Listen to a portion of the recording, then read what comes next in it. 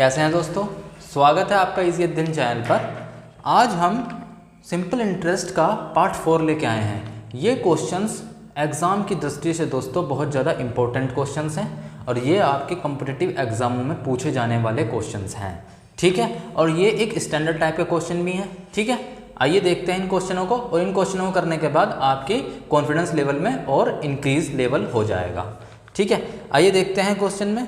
पहला क्वेश्चन है, रितु ने एक बैंक से कोई राशि 6% वार्षिक ब्याज की दर से उधार ली तथा उसने वही राशि 12% वार्षिक ब्याज की दर से सोनम को उधार दिया।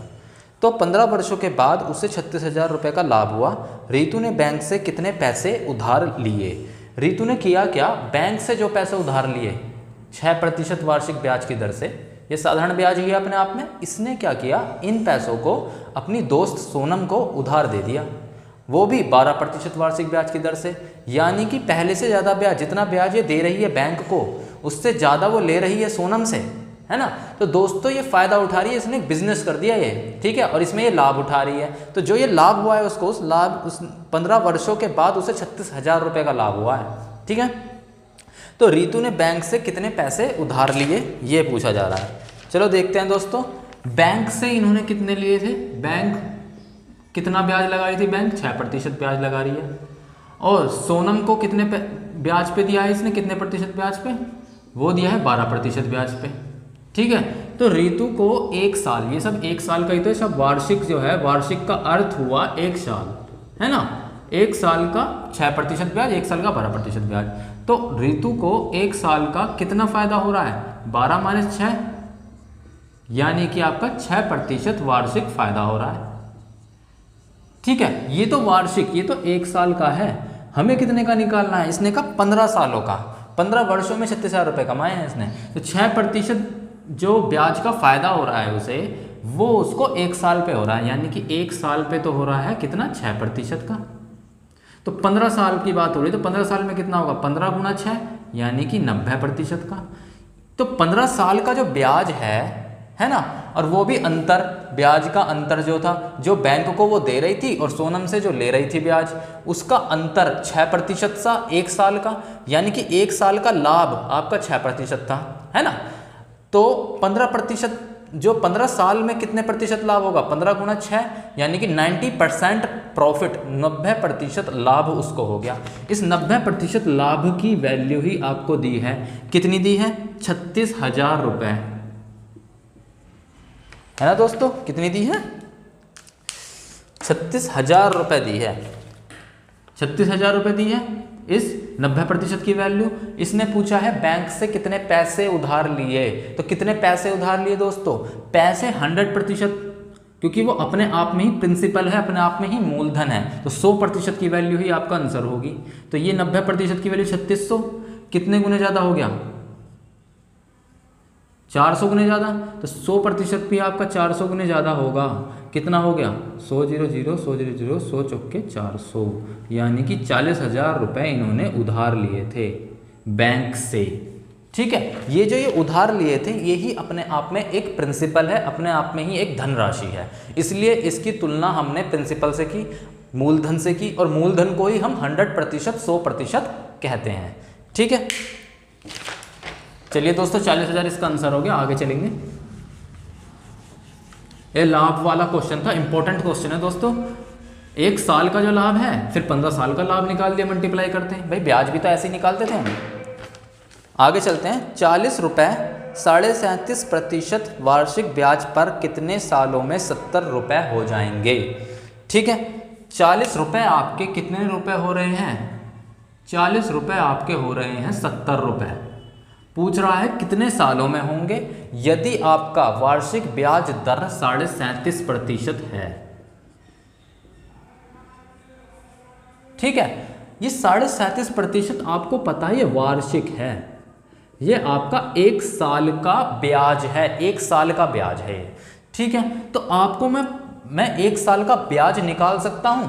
ये तो प्रतिशत में है, मुझे संख्या में चाहिए। तो आपको पता है 1 साल का ब्याज कितना होगा। अगर मैं 40 यानी कि मूलधन का, आपको पता है ब्याज हमेशा मूलधन पे होता है, हमेशा प्रिंसिपल पे होता है। तो 40 का अगर मैं 37.5% निकाल दूं तो 1 साल का ब्याज निकल जाएगा, ठीक है। तो कितना होगा?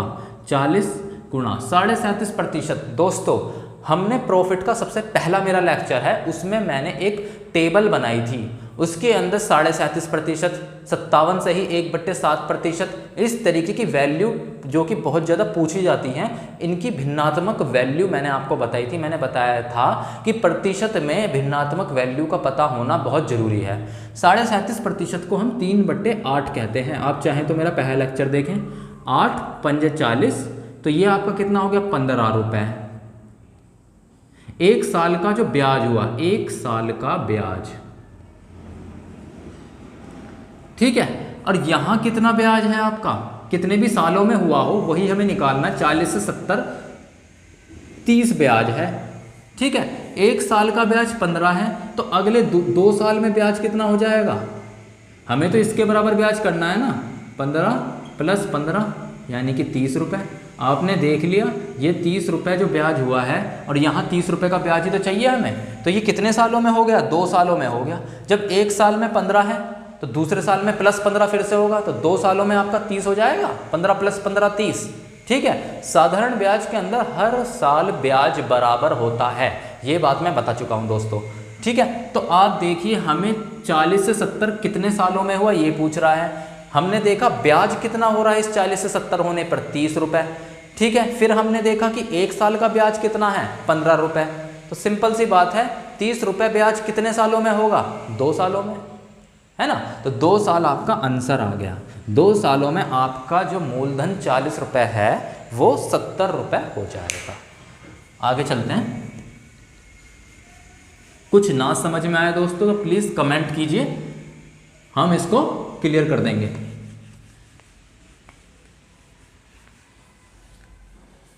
तीसरा क्वेश्चन देखिए दोस्तों, 6000 की धनराशि को 2 भागों में उधार दिया गया कि प्रथम भाग पर 4% प्रतिवर्ष दर से 7 साल में अर्जित ब्याज, दूसरे भाग पर 5% प्रतिवर्ष साधारण ब्याज की दर से 4 वर्ष में अर्जित ब्याज के बराबर है, तो द्वितीय भाग की धनराशि कितनी होगी। ठीक है, ये बेसिकली कह रहा है कि एक 6000 रुपये अमाउंट है, ये 2 लोगों में बांट दिया गया। ये दोनों में से 2 भागों में बांटा गया है, 2 भागों में उधार दिया गया है। कुछ भी हो सकता है, 6000 बराबर बराबर नहीं दिया, अलग अलग दिया है। ठीक है, तो ये बता रहा है जो पहला वाला भाग है उसको 4% वार्षिक ब्याज की दर से 7 साल के लिए दिया गया है, और जो दूसरा वाला भाग है उसको 5% वार्षिक ब्याज की दर से 4 साल के लिए दिया गया है। तो ये जो दोनों आपके हिस्से थे, जो दोनों आपके शेयर थे, इन दोनों से जो ब्याज प्राप्त हुआ इतने सालों में वो बराबर प्राप्त हुआ, तो ब्याज को बराबर रख दो, है ना। पूछ रहा है कि द्वितीय भाग की धनराशि कितनी होगी, यानी कि जो आपका 5% ब्याज वाला हिस्सा लिया है आपने, जिस हिस्से को आप 5% वार्षिक ब्याज की दर पर दे रहे हैं, दूसरा वाला, वो अमाउंट कितना है, वो आपने कितना उधार दिया। ठीक है, चलिए करते हैं इसे। हम मान लेते हैं कि पहला भाग जो है आपका वो x रुपये था और दूसरा भाग आपका y रुपये है, यानी कि जो 6000 रुपये है इसमें से पहले भाग को हमने x रुपये उधार दे दिया है और दूसरे भाग y रुपये उधार दे दिया है। ठीक है, तो ये कह रहा है आपसे क्या कि x रुपये यानी कि जो पहला वाला भाग है इसको मल्टीप्लाई का निशान है दोस्तों, ये मल्टीप्लाई का निशान है, 4 कितना, इसको आपने 4% वार्षिक ब्याज की दर से दिया है, तो ये तो 1 साल का हुआ। कितने साल के लिए दिया है दोस्तों, 7 साल के लिए, तो 7 साल से मल्टीप्लाई कर दो, यही तो करते हैं। वार्षिक ब्याज हमेशा 1 साल पर होता है, ठीक है, वार्षिक इसलिए कहा गया है। और हम क्या करेंगे, क्योंकि 7 साल का ब्याज बताया है हमसे कि 7 साल का ब्याज बराबर है, तो 7 साल से मल्टीप्लाई, 7 से मल्टीप्लाई कर देंगे। और ये आपका हमने x, इस केस में x आपका मूलधन है ही, इनके लिए x मूलधन है, तो ये आपका क्या हो गया, पूरा का पूरा ये ब्याज ही तो हो गया 7 साल का। ब्याज कैसे निकालते थे दोस्तों, ऐसे तो निकालते थे, 1 साल का 4% ब्याज दिया है, 7 साल के लिए दिया है, मूलधन से मल्टीप्लाई कर दो, पूरा ब्याज निकल गया। इसकी वैल्यू, इस ब्याज को बराबर कहा है ये जो y दूसरा वाला उधार का हिस्सा है, इसको कितने प्रतिशत वार्षिक ब्याज की दर पर दिया गया है उधार, 5%, मल्टीप्लाई बाय कितने साल के लिए दिया गया है, 4 वर्ष के लिए। ठीक है, तो ये दोनों इक्वेशंस बराबर हो जाएगी। करिए 4%, ये तो x इंटू मल्टीप्लाई छोटा बनाता हूँ दोस्तों, ये x है मल्टीप्लाई 28% हो गया। और ये आपका क्या हुआ y मल्टीप्लाई ये आपका 20% हो गया। ठीक है, परसेंट क्या होता है बटे 100, यहाँ भी परसेंट है तो परसेंट काट दो। ठीक है, ये 28 और 20 आपस में देखो किससे कटेंगे, 4 सत्ते 28 और 4 पंजे 20। ठीक है, x अपॉन वाई निकाल लो, x अपॉन वाई क्या होगा, 5 आपका यहाँ रह जाएगा और ये 7 बट्टे में चला जाएगा, 5 बट्टे 7। ठीक है, आपको ये बात पता है दोस्तों, ये x और y राशि है, आपको ये भी पता है कि ये दोनों मिलकर राशि, इनकी वैल्यू जोड़कर कितनी है 6000 रुपये, क्योंकि टोटल धनराशि आपकी 6000 रुपये थी। इस बात में तो कोई शक ही नहीं है ना। तो यहाँ x की वैल्यू 5 है और y की वैल्यू 7 है, जोड़कर देखिए जरा 5 और 7 कितना हो गया 12। इस 12 की वैल्यू आपको दी है जो हम करते आ रहे हैं 6000 रुपये। ठीक है, कितने गुने ज़्यादा, 500 गुने ज़्यादा।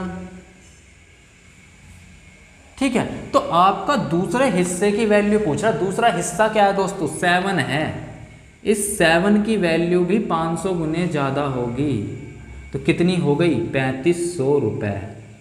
दूसरे हिस्से का जो उधार दिया गया था वो 3500 रुपये था, दूसरे हिस्से की उधारी 3500 रुपये थी, जिस पर 5% यानी कि ये y की वैल्यू ही तो है, जो इस पर कि आपका 5% वार्षिक ब्याज की दर से 4 साल के लिए 3500 रुपये उधार दिए गए।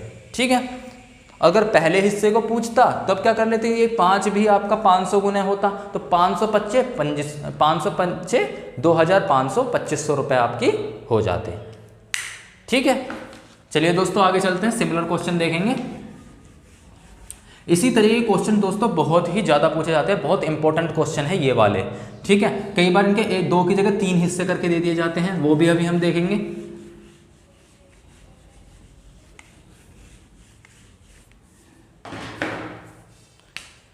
अगला क्वेश्चन है 8000 रुपये की धनराशि को 2 भागों में उधार दिया गया।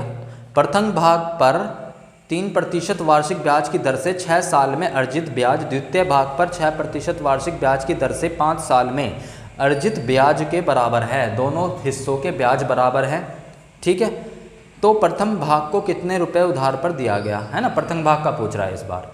तो आपकी टोटल धनराशि में से हम मान लेते हैं हिस्से जो हैं पहले दूसरे, एक x है और एक आपका y है। तो आपको ये भी पता लग रहा है कि इन दोनों को जोड़ के आपके 8000 रुपये टोटल धनराशि है, x plus y equal to 8000। ठीक है, आपसे x यानी कि प्रथम की वैल्यू पूछ रहा है ये। ठीक है, अब ये हमें क्या करना है, हमें जो पहला वाला भाग है x मल्टीप्लाई बाय, इसको कितने प्रतिशत भाग पे दिया गया दोस्तों, 3% वार्षिक ब्याज की दर पर दिया गया।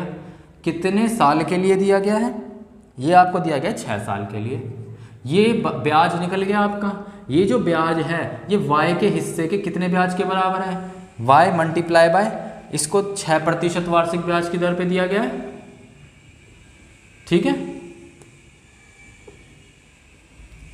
6% वार्षिक ब्याज की दर पर दिया गया है, कितने साल के लिए, 5 साल के लिए। ठीक है, तो ये आपका ब्याज निकल गया, x के हिस्से का ब्याज, जो पहला वाला भाग है उसका ब्याज निकल गया, और ये दूसरे वाला हिस्से का ब्याज है वो निकल गया। दोनों का ब्याज बराबर है, ये बात कह रहा है ये।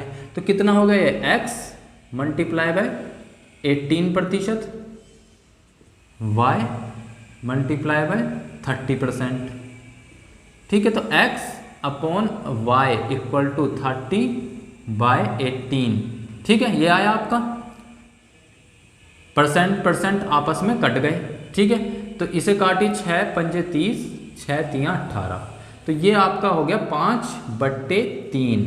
ठीक है, अब इन दोनों x y को जोड़कर रेशो में उसी की वैल्यू तो 8000 दे रखी है, तो x और y कितना है, x 5 है y 3 है, तो 5 और 3 आपका 8, लेकिन ये कितना आ रहा है आपका 8000, कितने गुने ज़्यादा, 1000 गुने ज़्यादा। ठीक है, तो आपका जो पहला हिस्सा है वो है 5, वो भी कितने गुने ज़्यादा होगा दोस्तों, 1000 गुने ज़्यादा होगा। तो 5 गुणा 1000 कितना हो गया आपका, 5000 रुपये। ठीक है, सेम टू सेम क्वेश्चन है, कह देता है कि इतने साल का ब्याज पहले हिस्से का दूसरे वाले इतने साल के ब्याज के बराबर है, ब्याज ब्याज बराबर रख दो। भाई ब्याज ऐसे निकाल देता है, मूलधन गुणा 1% का एक साल का ब्याज गुणा टोटल साल जितने हैं, यही तो आपका ब्याज है ना। चलिए दोस्तों 5000 आंसर हो गया इसका। पहले भाग का पूछता तो 3 गुणा 1000, दूसरे भाग का पूछता तो 3 गुणा 1000 3000 रुपये हो जाता आपका। ठीक है, आगे चलते हैं।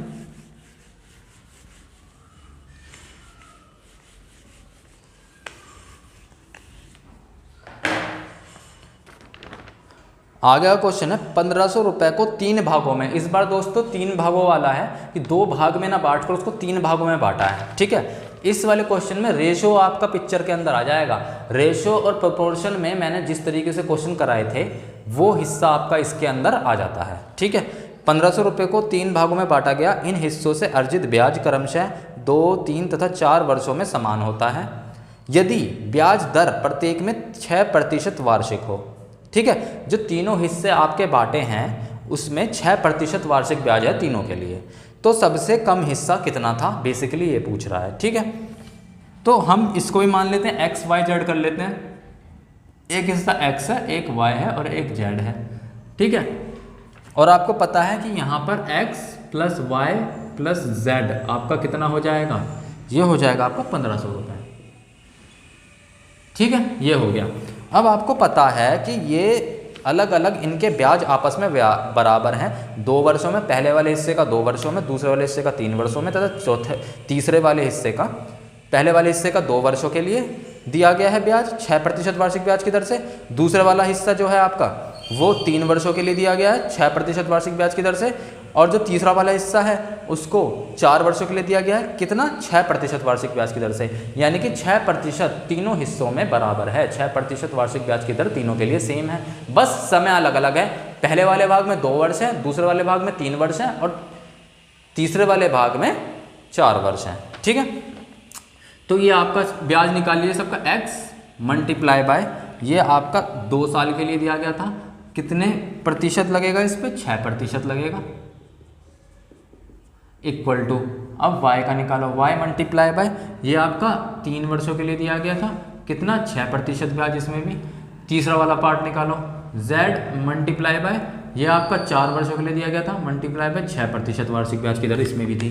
ठीक है, तो इसमें परसेंट काट लिया हमने, तो ये क्या आएगा आपका 12x 18y और 24z।